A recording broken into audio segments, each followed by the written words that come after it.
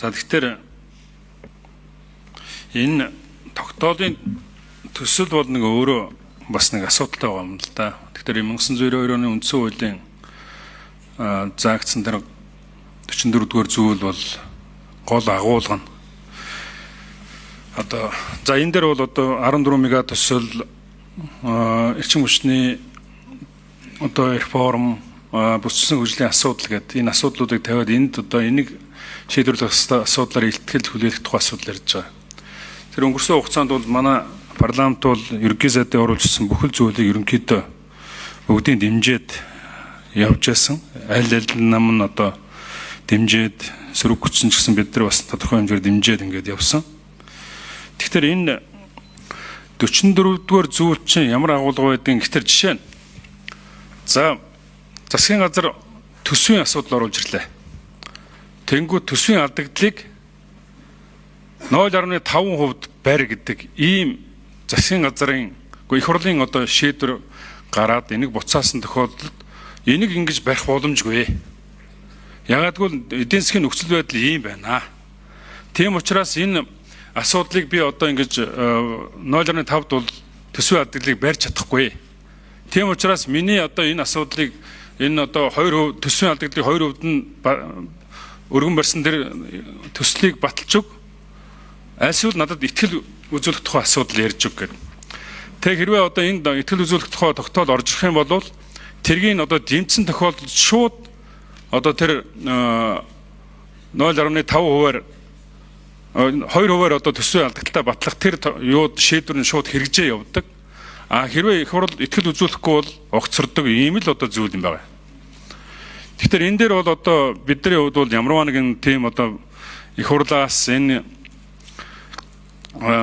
засгийн газрын хэрэгжүүлэгч байгаа тэр бүх асуудлуудыг одоо эсэргүүцэж одоо унгаасан ийм тохиолдлууд бол бараг байхгүй. Тийм учраас энэ бол одоо орлого нутгах тухай асуудал байсан. Энийг одоо Монгол Ардын намын баг урал руу чирээд оруулсан.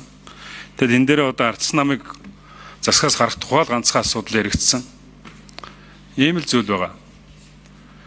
Тэгэхээр энэ дээр бас ерөнхий сайд ч гэсэн өөрөө тэр доторх баг урлынхын бичлэг задарсан байлаа ардсан намаас гаргаад цаашаа явчих гэж хэлсэн байдаг. Тэгэхээр ийм байдлаар одоо ингэ явах тэр нэг яг энэ хамтарч байгаа засагч нь одоо энэ бүх буруу чинь бүгдээрээ ардсан намын буруу болж хувирдаг. Энэ хэдэн сайд нар чинь одоо бүгдээрээ л одоо хамаг байдгаар чадлаараа зүтгэсэн шүү дээ. Эдийн засгийн урт хугацааны хөгжлийн асуудал барилга Бүрдүүлжихэд 1 минут гээ. Барилга орон сууцчлалтын асуудал, хууль зүйн асуудал, байгаль орчны асуудал гэдэг хамгийн галтаа, хамгийн хил амтаа тэр одоо бүх одоо яамдуудыг бүгдийг хариуцаад ажиллаад бидрээс болж ардсан намаас болж энэ хэдэн сайднараас болж асуудал үүсээгүй л гэдгийг би хамгийн гол нь хэлмээр байгаа. Тэгээ энэ дээр бас одоо энэ үндсэн хуулийн тэр суур зарчим чинь ийм шүү. Энэ шалтгаан чинь бол буруу шүү гэдгийг л бас би хэлмээр санагдчих. За хэдүүлээ бас ингээд яг бодтой үнийг ярьж чадахгүй л байна л да. Засгийн газрын хувьд алдаа бол энэ нөгөө том төслүүдийг арай хурдан явуулсан байна. Тэгээд том төслүүдэд явуулсан юм чи одоо арчсан нам их хэрэгтэй үгүй юу гэдэг ийм том асуудал босч ирсэн нууц биш үү? Шахсан хүмүүсийн одоо дийлэнх нь л тийм л юм ярьсан шүү дээ. Тийм учраас би бүрүүдэрж дараагийн асуултанд арчсан намын сайд нар маш сайн ажилласан. Маш сайн ажилласан. Би үнэхээр чин сэтгэлээсээ талархаж байгаа. Тийм ч учраас би нөгөө хамтарсан засгийн газар зөв гэдэг идеологи дээр зогсож байгаа юм. Цаашдаа ч гэсэн олон асуудлыг бид нар хамтарч шийдэх энэ хаалга нээлттэй байгаасаа гэж би хүсэж байгаа учраас энэ асуудлыг ингээд нээлттэй ярьж байгаа. Гашуун сухад яваад хүрээд ирсэн дараагийн засгийн газар зурагдсан байсан. Бодтой. За арчсан нам дотор бас дараагийн удирдлагуудын асуудлууд тэр зурагдсан засгийн газартайгаа очиод нийлцсэн байсан. Энэ бол шалтгаан. Ингээд маш том хэмжээний блок үүссэн.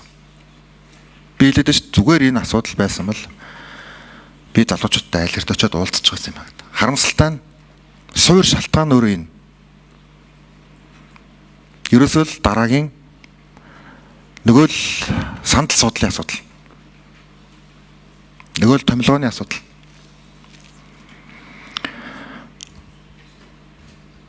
Тийм ч учраас хамтарсан засгийн газрын гэрээн дээр улсын эрх ашиг нэгт, намын эрх ашиг хоёрт, хувийн эрх ашиг гуравт гэдэг энэ үгийг би албаар оруулсан.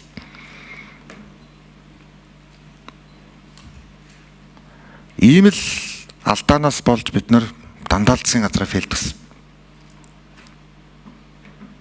Тэгээд нэг юм сэрэн донгоошж төрийн тойрог руу орсон. За энэ дээр энэ стратегийн ордын хилтэлтэй холбоотой, за энэ олон асуудалтай холбоотой бүх асуудлууд нэгдэж байгаа нь бодтой үнэ. Ордон дотор би хүч алдаж байгаа дэндүүс ойлгож байгаа. Одоо тэгээд нэг би бинэ хараад нэг хутлаа явтаагаад яах вэ?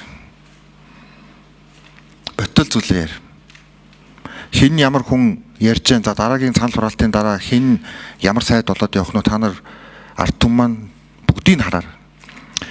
Ямар жижиг их ашигаас болж ямар том хөгжлийн боломжийг устгаж байгааг бас тогтоож аваарай.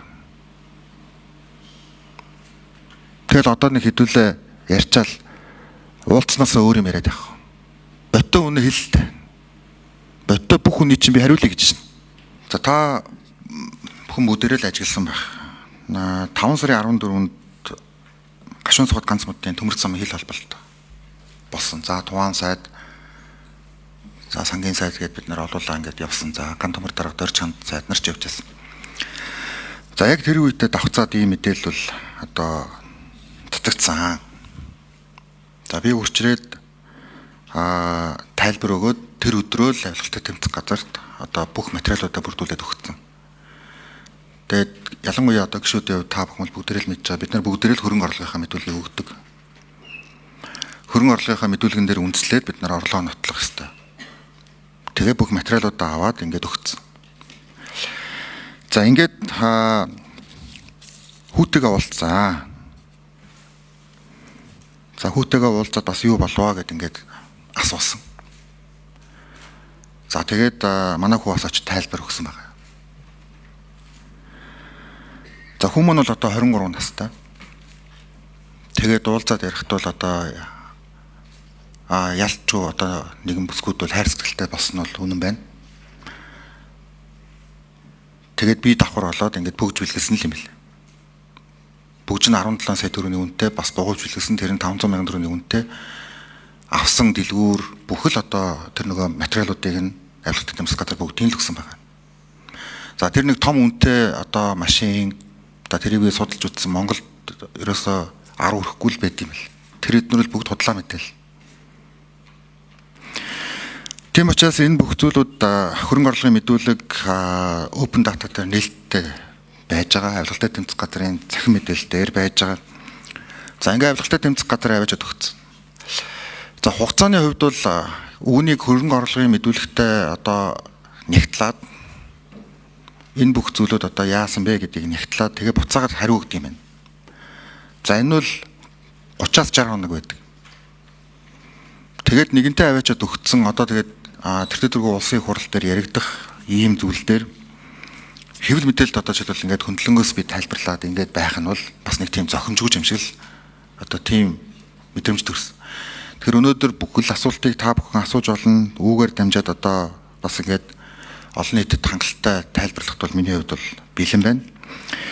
За 23 настай хүүхэд мэдээж би одоо хүүтэйгээ бас уулзаж цаг гаргаж чадахгүй. Миний аав хүний хувьд бол бас алдаа. Би энийг бол ойлгож байгаа. Гэхдээ 23 настай залуу гэдэг бол бас одоо би даасан юм одоо эрх зүйн чатамжтай иргэн шүү дээ. Би 23 настай байхдаа Дэлхийн зан олон улсын байгууллагт салбар удирдал явж байсан. Тэр хүн одоо хинт хайр сэтгэлтэй болох одоо яаж одоо амьдралаа зохиохыг бол одоо би бас ингээд хөндлөнгөөс оролцоод авах нь бол бас зохисгүй. Мэдээж одоо олон нийтийн зүгээс одоо зөв амьдраасаа аль болохоор янз бүрийн юмд одоо чи ингээд нэг холбогдчихгүй хүн шиг хил ам битгий татлаасаа гэдэг ийм агуулгаар бол би одоо хоёр хүүдээ хоёуланд нь л дандаа хэлдэг. харин бүр ингэж нөгөө нэг бас нэг юм одоо олон нийтийн өмнө гаргахгүй ингэж явж байгаад энэ нь бас нэг тийм нэрмээс олчууч гэж бас зүгээр өөртөө бол асуулт тавьсан тийм зүйл бол бас байгаа шүү гэдгийг бас хэлье. За миний хөрөнгө орлогын мэдүүлэг ойлгомжтой одоо хүлэг контент за Hero Entertainment-ийн 50% байдаг. 2017 оноос хойш энэ дандаа доктортой байж байгаа. Энэ бүгдээрээ л одоо open data дээр ингэж байж байгаа зүйл. За манай хүүгийн хувьд бол багасаа л одоо жишээлбэл нэг тийм зураг гэдэр авах сонирхолтой тийм л одоо хүүхд та нарч баг зарим нь бүгдээрээ мэднэ. Сонирхлынхаа дагуу л одоо тийм контент дээр хийх л юм одоо дуртай хүүхд. Манай аав зураачин. За надад бол нэг тийм зургийн авьяас байхгүй харин манай хүүд үл яг тийм авьяас байдаг. Тэрнийхээ л дагуу одоо ингээд энэ тэнд одоо контент хийгээд ингээд явдаг л одоо ийм л залуу цаашдаач одоо энэ ажлаа хийгээл өөрийнхөө л амьдралаар явах байх. Тийм зүйл шүү гэдгийг бас хэлье. За тэгээд яг мэдээж энэ зүйлтэй холбоотой бүх зүйл хугацаанд нотлогдно гэдэгт бол итгэлтэй байгаа. За миний хувьд одоо хөрөнгө орлогын мэдүүлэг болон өөрийнхөө орлогод хэрвээ эргэлзэжсэн бол ийм олон одоо галтай янз бүрийн сэдвүүр бол орохгүй байсан байх. За залуучуудтай би одоо хэрвээ зөвхөн энэ жагсаалын орлого нотлох асуудал байсан бол би шууд гараад уулзчихна. Өмнө нь ч одоо би 2-3 жагсаал дээр гараад уулзчихсан та бүхэн бүгдээрээ мэдж байгаа. Залуучуудад талархаж байгаа. Мэдээж нээлттэй ил тод ийм л байдлын төлөө одоо бид нар цахим засаглалыг дэмжиж за өмнө нь одоо төрийн сангуудыг ч гэсэн ил болгож одоо олон асуудал дээр дандаа л одоо нийгэмтэйгээ хамт явсан. Тийм учраас энэ дээр миний хувьд бол өөрөө одоо ил тод байдлыг хангах ёстой. За нэгэж одоо миний хувьд бол сайн хийн. За ер нь яг одоо ингээд нотлогдож чадахгүй байгаа орлоготой холбоотой бас асуудлыг эцсийн газраас бид нар тэр их зүйн орчныг гэхдээ нэлээд тийм өөр агуулгаар орчин үеийн агуулгаар бас нэлээд оруулаад өргөн барьсан байгаа. Тэгээ ингээд батлагдаад явчвал тэгэл орлого нотолж чадахгүй бол тэгэл шууд тэр нөгөө нэг улсын орлого болдог байх. Тэр Сингапурын зарчим зөв шүү дээ. Энийг бид нар ярьсаар л ирсэн. Тэгэхээр миний хувьд бол одоо энэ дээр ямар ч асуудалгүй. За цаашдаа ямар ч асуултанд за ямар ч одоо энэ За Батбаян Батбаатар гişүн асуулт асууна.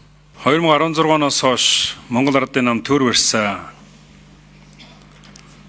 Тэнийг өөдөө нэг ширхэгч бүтээн байгуулалт байхгүй. Дархныхаа замыг одоо хүртэл тавьж бараг дуусаагүй. Ийм л байгаа. Энэ хугацаанд маш их олон хулгай явсан. Төсвийн хулгай, ковидын хулгай, нүүрсний хулгай, аптекийн хулгай, нугаа автобусны хулгай, тээврийн хулгай, сээ зөвшөөрлийн хулгай, хуурам шатхууны хулгай гэдэг асар их хулгаанууд. Хамтарсан засгийн нэг харамсалтай зүйл бол энэ олон хулгаанууд бүгдээр далд орсон. 14 мега төсөл 300 одоо дэд төслийн одоо цаана одоо ингээд өнгөрсөн хугацааны энэ бүх зүйлүүд бүгдээр дарагдаж алга болж байгаад харамсаж байгаа. Төрийн өмчийн компаниуд бүр замбраагүй. Жишээ нь 5 толгой төмөр зам дээр 980 хүн ажиллаж байгаа. Тэрний 100 хүн нь одоо гэрээгээр ажиллаж байгаа. Байхгүй. Улаанбаатар хотод 180 хүн ажиллаж байгаа. Тэдний нэлээд олонх нь тэр төмөр зам дээр очиж үзээгүй байна гэж байгаа шүү дээ. Гэтэл яг хувийн 200 хэдэн километр төмөр зам дээр 280 хүн тэр 5 толгой дээр ажилладаг, 2 ээлжээр ажилладаг. Улаанбаатар хотын захиргаанд нь 9 хүн үйлчлэгчтэйгээ нийлээд 9 хүн ажиллаж байгаа. Энийг илэрхийлж байгааг бол өнгөрсөн хугацаанд тэр одоо сонгуульд ажилласан бүх хүнийг бүгдийг төрийн өмчийн компани, төрийн байгууллагуудаар бүгдийг аваач шигсэн гэсэн үг. Одоо юу гэдгийг тэнд аваач бүгдийг дүүргэсэн гэсэн үг. Шинэ Эрдэнэс нөгөө 5 толгой төмөр замын захирал нь муурандаа цээжвч авсан байгаа шүү дээ. Гол ямар замбрааг байна. Тэгээ энэ бүх зүйлийг ерөөсөө одоо хяндаг ийм хяналтгүй болчлоо гэдэг одоо энэ сандаг учрыг хэлдэг зөв. Тийм учраас энэ ард түмэн биднийг 2024 онд эрх баригч нь эрх баригч шиг сөрөг хүчин шиг бай гэдэг ийм л одоо даалгавар өгсөн. Тийм учраас энэ ардсан намын гишүүд сайд нар засгаас гарах өргөдлөө өглөө сөрөг хүчин дээр очих гэж байгаад их баяртай байна. Ер нь цэрэн цээжиндээ бүксэндөө байсан дээр энэ хамтарч энэ их хулгайг хаацалах ёсгүй. Тэгвэл баримт алга болдгоо гэдгийг хэлье.